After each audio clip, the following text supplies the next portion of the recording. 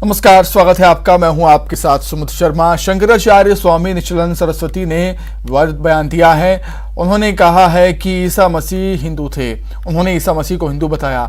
निश्चलानंद सरस्वती ने हिंदू होने का दावा किया है ईसा मसीह के, और कहा है कि 10 सालों तक ईसा मसीह भारत में रहे और ईसा मसीह 3 साल तक पुरी में रहे। पुरी के शंकराचार्य से ईसा मसीह का संपर्क था, ये भी कहा उन्होंने। और ये भी बात कही है कि वैष्णव सिद्धांत के अनुयायी थे ईसा मसीह।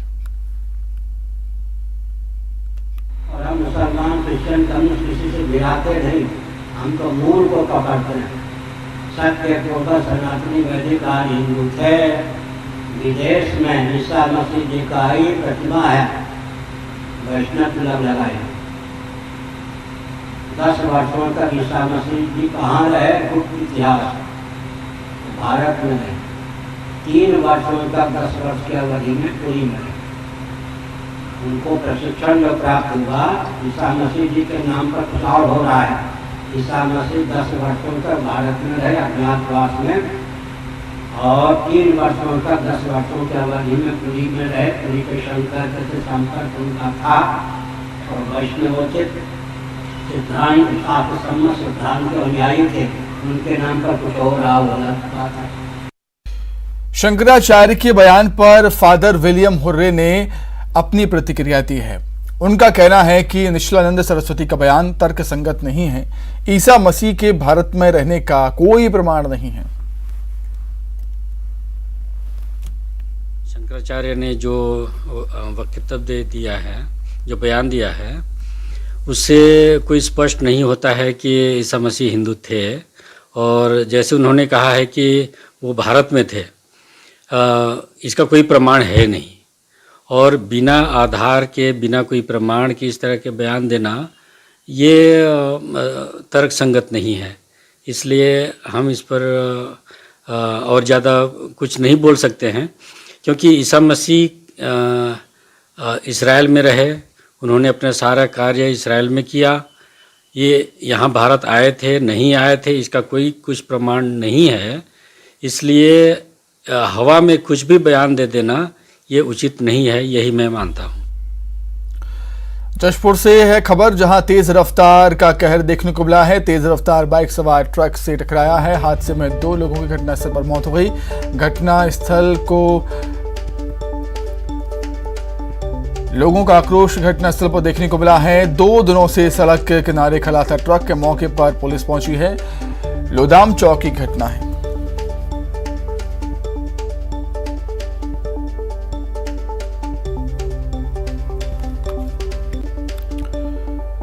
कांग्रेस अध्यक्ष पद का कार्यभार संभालते ही मल्लिकार्जुन खड़गे ने अपनी टीम का गठन किया, लेकिन नई टीम में उदयपुर संकल्प को अमली जामा नहीं पहना पाए। जी हां, विपक्ष ने खड़गे की नई टीम पर निशाना साधना भी शुरू कर दिया है। कांग्रेस अध्यक्ष का पद संभालते ही मल्लिकार्जुन खड़गे ने अपनी टीम का ऐलान तो कर दिया, लेकिन अपना वादा नहीं निभा पाए। सिर्फ वादा ही नहीं टूटा, बल्कि उदयपुर संकल्प भी अमल में नहीं लाया गया। जी हां, खड़गे ने कांग्रेस कार्य समिति की जगह स्टीयरिंग कमेटी यानी संचालन समिति का गठन किया है, जिसमें 47 सदस्यों को जगह दी गई है। इस टीम में सोनिया गांधी से लेकर पूर्व पीएम मनमोहन सिंह, राहुल गांधी, प्रियंका गांधी भी शामिल किए गए हैं। स्टीयरिंग कमेटी में खड़गे के खिलाफ अध्यक्ष पद का चुनाव लड़ने वाले नेता शशि थरूर को भी जगह नहीं मिल पाई है। माना जा रहा है कि अब ये कमेटी कांग्रेस पार्टी को लेकर सभी बड़े फैसले लेगी। कांग्रेस अध्यक्ष के तौर पर ताजपोशी के बाद खड़गे ने अपनी पहली टीम में भले ही राहुल गांधी की पसंद के नेताओं को जगह दी है, लेकिन ज्यादातर सदस्यों की उम्र 50 साल के ऊपर की है। उदयपुर चिंतन शिविर में 50% पद कांग्रेस में हर स्तर पर ब्लॉक, जिला, प्रदेश और राष्ट्रीय स्तर पर युवाओं को दिए जाने का संकल्प लिया गया था।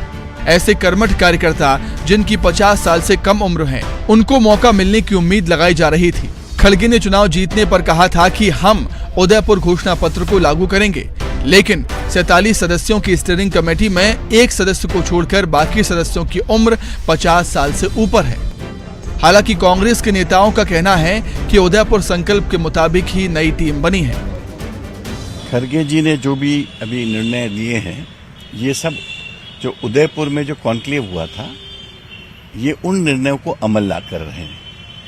वहीं पर ये सब डिसाइड हुआ कि चुनाव भी होंगे, युवकों को मौका दिया जाएगा, क्योंकि अल्टीमेटली यूथ ही पार्टी में एनर्जी लाता है, मगर एक्सपीरियंस के बिना भी काम नहीं चलता है।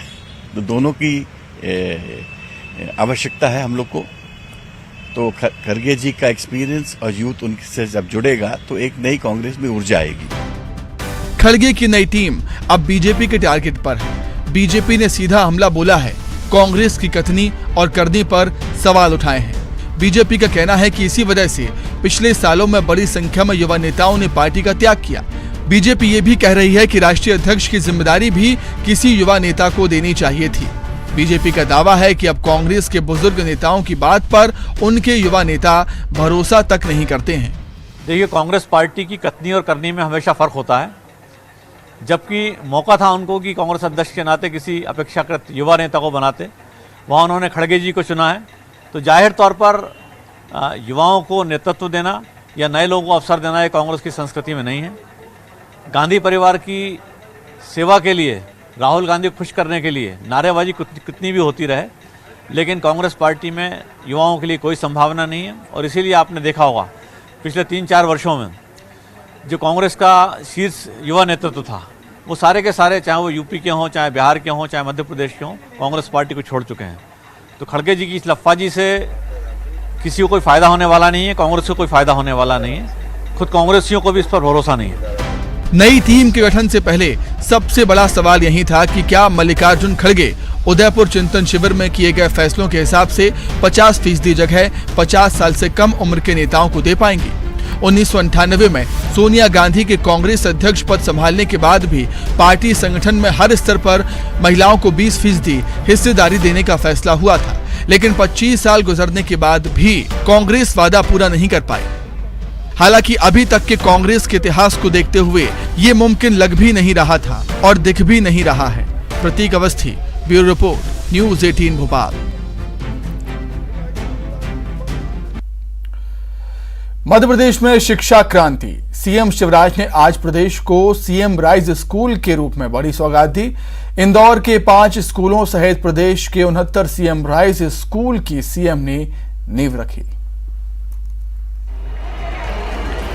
शिक्षा के क्षेत्र में सीएम शिवराज ने आज प्रदेश को बड़ी सौगात दी। इंदौर में आयोजित कार्यक्रम में सीएम शिवराज ने सीएम राइज के लिए चयनित स्कूलों की नवीन भवनों का भूमि पूजन किया। 5 CM rise school Indore, Mhow और सांवेर विधानसभा में बनाए जाएंगे। वहीं प्रदेश में 69 सीएम राइज स्कूल बनेंगे। बता दें कि 30 से 40 करोड़ रुपए में एक सीएम राइज स्कूल तैयार होगा। इन भवनों के लिए कुल 25 से 19 करोड़ रुपए खर्च किए जाएंगे। इस दौरान सीएम शिवराज ने मोटिवेशनल स्पीकर की भूमिका निभाई। सीएम ने बच्चों से जीवन में आगे बढ़ने के लिए कड़ी मेहनत करने का आह्वान किया और कहा कि बचपन में स्वामी विवेकानंद की शिक्षा ने उनके जीवन को एक नई दिशा दी। सरकारी स्कूल में पढ़ाई के दौरान के कई संस्मरण सीएम ने बच्चों को सुनाए। मैं भी बचपन में सरकारी स्कूल में पढ़ा और जब हम स्कूल जाते थे तो 2 कमरे स्कूल में थे, छोटे छोटे, लेकिन मैं बिछाने की टाट पट्टी नहीं होती थी। तो हम घर से जो खाद की खाली बोरी होती थी उसको हम कहते थे फट्टी।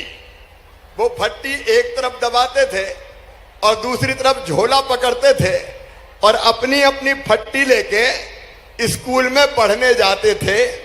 जमीन पे बैठ के पढ़ते थे। सीएम राइज स्कूलों को प्राइवेट स्कूल से भी बेहतर बनाया जाएगा। साथ ही स्कूल में विद्यार्थियों को पढ़ाई लिखाई के साथ खेल कूद सांस्कृतिक कार्यक्रम के लिए टीचर्स की व्यवस्था भी की गई है। जो बच्चा खेल में जाना चाहता है उसे खेल में भेजा जाएगा। जो बच्चा सांस्कृतिक कार्यक्रम में जाना चाहता है उसे सांस्कृतिक कार्यक्रम में भेजा जाएगा। लंदन से मां वाग्देवी की प्रतिमा लाने की कोशिश शुरू की जाएगी। इंदौर में सीएम शिवराज के इस बयान के बाद धार में भोजशाला के बाहर दिवाली जैसा जश्न मनाया गया।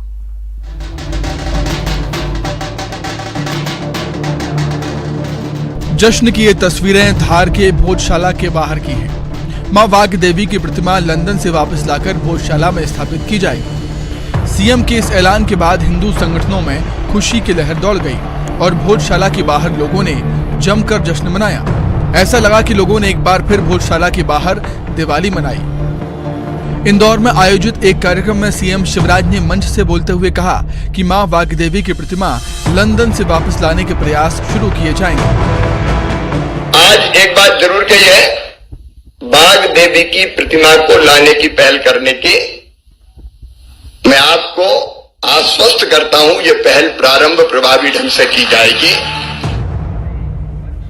जैसे ही सीएम की घोषणा की खबर लोगों को लगी, हिंदू संगठन के लोग भोजशाला के बाहर पहुंचे और एक बार फिर दीपावली मनाई। साथ ही ढोल की थाप पर जमकर नाचे भी।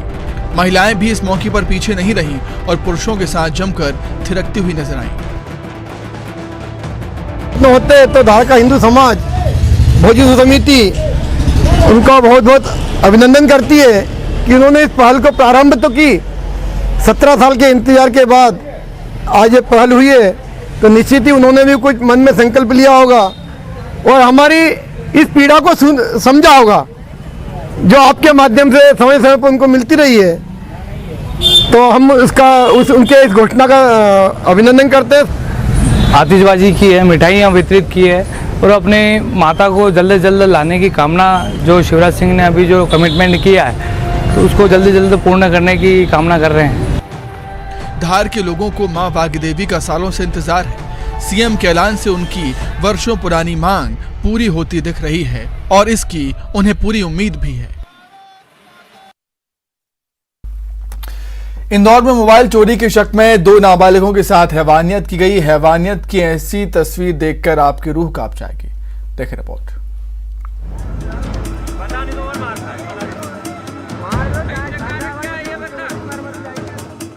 तस्वीरें आपको विचलित कर सकती हैं। बाजार में भीड़ लगी है। बीच बाजार 2 नाबालिगों को तालिबानी सजा मिली। लोग कह रहे हैं हाथ पैर बांध दो और ट्रक से खींचो, तब ये गुनाह कबूल करेगा चोरी की है या नहीं। बता नहीं तो और मार खाए, मार लो मामला इंदौर की राजेंद्र नगर थाना इलाके की बड़ी सब्जी मंडी का है। यहाँ किसी का मोबाइल चोरी हो गया था, जिसका शक इन 2 नाबालिगों पर गया और फिर इन्हें सुनाई गई तालिबानी सजा। बेरहम लोगों ने दोनों के हाथ बांध दिए, पैर बांध दिए, फिर पूरा शरीर बांध दिया और दोनों को रस्सी के सहारे ट्रक से बांधा। फिर निर्ममता से नाबालिगों को ट्रक से घसीटा। मामला पुलिस तक पहुंचा है। अधिकारी वहीं रटा रटाया बयान दे रहे हैं। आरोपियों की तलाश जारी है।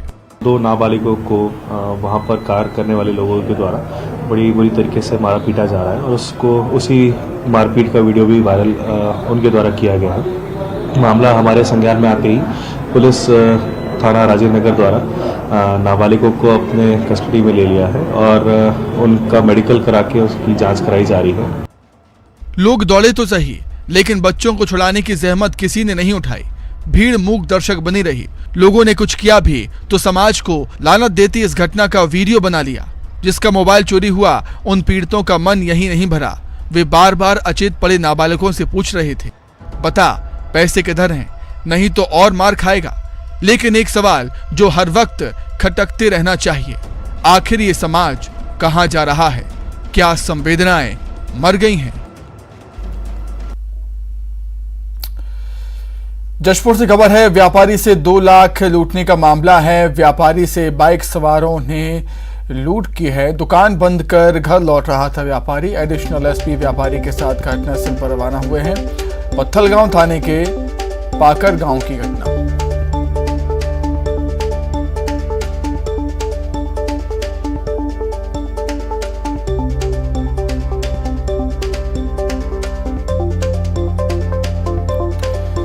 जशपुर से खबर, व्यापारी से 2 लाख की लूट का मामला। व्यापारी से बाइक सवारों ने लूट की वारदात को अंजाम दिया है। दुकान बंद कर व्यापारी घर की तरफ लौट रहा था, तभी उससे लूट हुई है। एडिशनल एसपी व्यापारी के साथ घटनास्थल पर रवाना हुए हैं। पुलिस की जांच जारी है। पत्थलगांव थाने के पाकर गांव की घटना ये बताई जा रही है।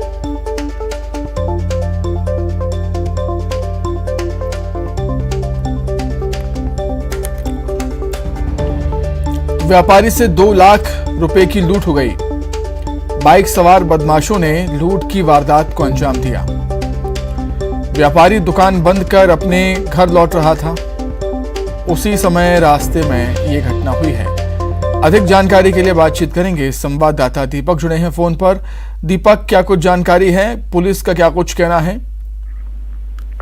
जी, मैं आपको बताऊं कि ये घटना अभी से कुछ देर पहले की है और पत्थलगांव थाना क्षेत्र के पाकर गांव में एक व्यापारी है राजेंद्र अग्रवाल, उनकी दुकान थी और वो दुकान बंद करके अपने सहयोगी के पास साथ जो है वो घर वापस लौट रहे थे और इसी दौरान जो है पीछे से कुछ बाइक सवार आए और उन्होंने जो है उनकी बाइक को पीछे से टक्कर मारी, जिसके बाद जो है सामने चल रहे व्यापारी गिर गया। उसके बाद जो बैग रखा था, बैग छीनकर जो है दोनों आरोपी फरार हो गए हैं। 2 आरोपी बताए जा रहे हैं और फिलहाल जो है एडिशनल एसपी भी किसी काम से पत्थलगांव गए हुए थे और एडिशनल एसपी ने अब इस पूरी मामले की जांच शुरू की है और जो व्यापारी है उसके साथ जो है एएसपी घटनास्थल पर पहुंचे हैं। घटनास्थल पर बारीकी से वो मुआयना कर रहे हैं। वहीं पुलिस के जो स्थानीय अधिकारी हैं उनको जो है वो जांच के लिए निर्देशित कर रहे हैं। पुलिस का कहना है कि अभी फिलहाल इस मामले की शिकायत व्यापारी के द्वारा नहीं की गई है और व्यापारी के द्वारा जैसी इसमें शिकायत की जाएगी इस मामले की जांच शुरू की जाएगी और आरोपियों को गिरफ्तार किया जाएगा।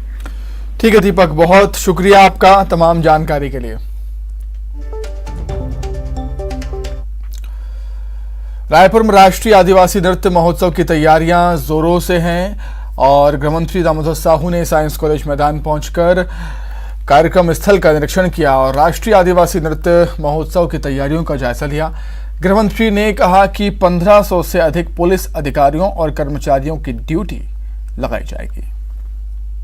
सुरक्षा के लेकर के पूरी मुस्तैद सीसीटीवी कैमरे भी लगाने का चल रहा है और फोर्स बाहर से भी लगभग 1500 अन्य ज़िलों से मिलाकर बुलाया गया है। लोकल रायपुर ज़िले की फोर्स तो है ही है, बटालियन है, कंपनियां हैं, वो है ही हैं, पर 1500 करीब बाहर से फोर्स और बुला रहे हैं। चप्पे चप्पे रहेगी पुलिस, कहीं कोई कमी सुरक्षा के में नहीं होगी।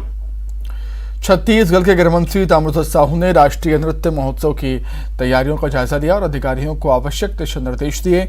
राष्ट्रीय आदिवासी नृत्य महोत्सव में देश विदेश के कलाकार हिस्सा लेंगे।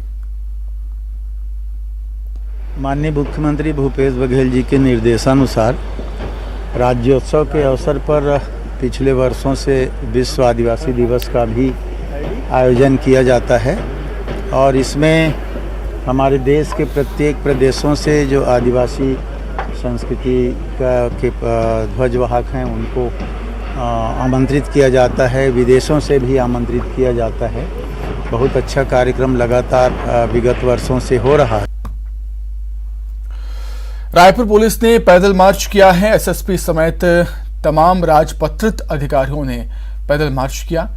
राज्योत्सव और राष्ट्रीय आदिवासी नृत्य के पूर्व गश्त की है। कड़ी सुरक्षा के बीच राज्य उत्सव का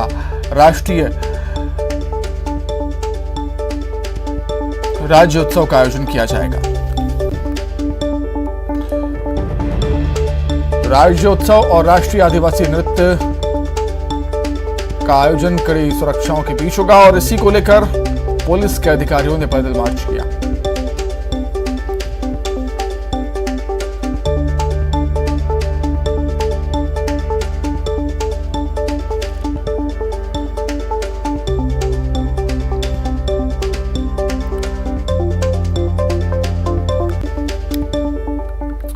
गरियाबंद जिले के ग्राम सुसरा बांधा में अवैध शराब बेचने वालों के खिलाफ ग्रामीणों को गुस्सा फूट पड़ा।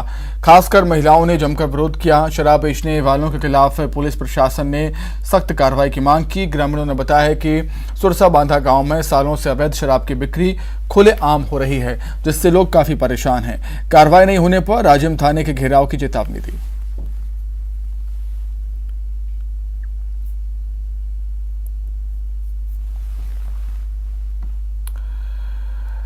नारायणपुर में सीमा सुरक्षा बल ने ग्रामीण क्षेत्रों में सिविक एक्शन कार्यक्रम का आयोजन किया। सीओबी भरंडा के इलाके में पड़ने वाले सभी गांवों के ग्रामीणों को सिविक एक्शन प्रोग्राम के माध्यम से उपयोगी और जरूरत की सामानों का वितरण किया गया और इस कार्यक्रम में ग्रामीणों को कृषि यंत्र, फावड़ा, कुदाल और कुल्हाड़ी वितरित की गई। इसी प्रकार जरूरी घरेलू सामानों का भी वितरण किया गया। हमने 2 सीओबी जो है अंजरेल और खोड़गांव के अंतर्गत जितने भी गांव आते थे वहां पे हमने सिविक एक्शन किया, जिसमें तकरीबन 1.5 लाख का सामान हमने वितरित किया था और आज जो है हमने भरिंडा के गांव वासियों और उसके आसपास के गांव वाले हैं उन लोगों के बीच में जो है सिविक एक्शन का प्रोग्राम किया है और इसमें जो है तकरीबन 75,000 का सामान आज हमने दिया है और इसमें भी जो सामान है जो गांव वासियों के इस्तेमाल में आते हैं, जैसे कृषि के लिए काम आ गए, छाते हो गए, बच्चों के लिए कॉपी पेंसिल वगैरह हो गए हैं, बर्तन। ग्वालियर में लोग उस वक्त हैरान रह गए जब ताइवान के राजदूत शहर की सड़कों पर पैदल चलते नजर आए। उद्धव इंटरनेशनल डांस फेस्टिवल में अतिथि के तौर पर शामिल होने आए ताइवान के राजदूत बो शुआन गेर पैदल चलते हुए नजर आए। इंटरनेशनल फेस्टिवल के कार्निवल मार्च के दौरान ताइवान के राजदूत बो शुआन गेर मानस भवन से सिंधिया कन्या विद्यालय तक पैदल चले। ताइवान के राजदूत ने कार्निवाल में चल रहे कलाकारों का हौसला बढ़ाया। उद्धव इंटरनेशनल डांस फेस्टिवल के आयोजकों ने कहा कि ये एक ऐतिहासिक घटना है कि किसी देश के राजदूत पैदल सड़क पर चले हैं। ताइवान के राजदूत ने कहा कि उनको सड़कों पर चलना अच्छा लगता है।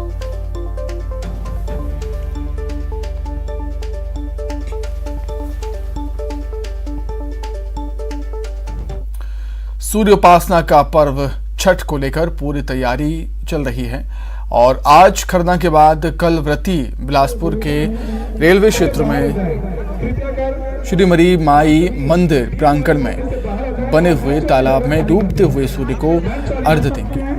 उससे पहले आज माता मंदिर तालाब में संध्या आरती के साथ ही सूर्यदेव को 1100 दीपों का प्रतिबिंब तैयार किया गया और जगमग प्रकाश ज्योति से प्रकाशित हो रहे ज्योति दीपों से सूर्य देवता की आकृति बिंब बनाकर उनकी पूजा की गई।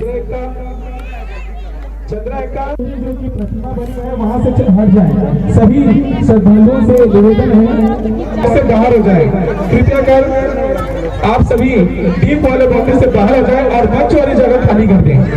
मंच वाली कर सकते हैं, जो दोनों में रखा हुआ है उसका प्रवाह आप कर सकते हैं। सभी श्रद्धालु ध्यान देंगे, जो दोनों में दीप रखा हुआ है उसकी प्रवाह।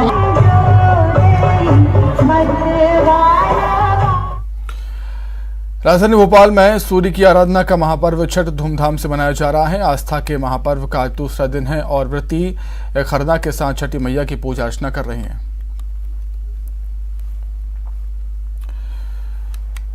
इसी के साथ फिलहाल इस बुलेटिन में इतना ही। खबरें लगातार जारी है। नमस्कार।